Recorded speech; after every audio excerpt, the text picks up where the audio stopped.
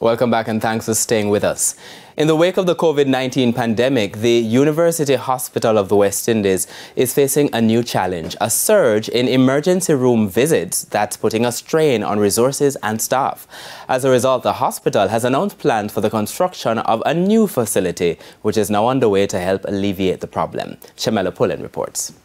The COVID-19 pandemic may be over, but the patient load in the accident and emergency unit at the University Hospital of the West Indies has remained significantly high. The hospital is now seeing an estimated 40,000 patients yearly, up from 30,000 2 years ago. Hospital officials say they're seeing an increase in patients seeking care for respiratory illnesses and other non-communicable diseases. This surge has resulted in longer waiting times, posing challenges for timely treatment. I believe if you look what's happening in emergency rooms in the USA, in Canada, in the UK, in private hospitals, since COVID, we have seen a large influx of patients and an increase in the number of patients in the emergency room.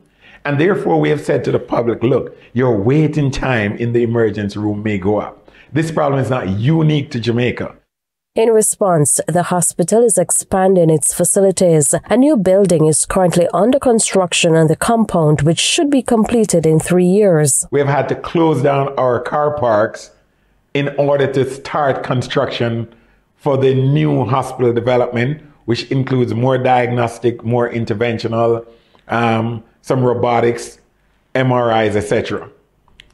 And so we ask the public that when you have to drive all the way over to the university to park, or if you have to park close to our temporary parking in Papine, it's because we know that we have to continue the development.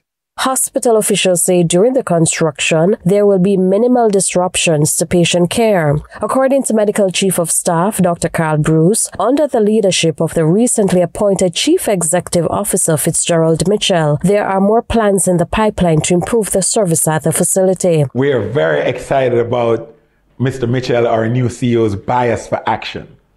And I think this is important.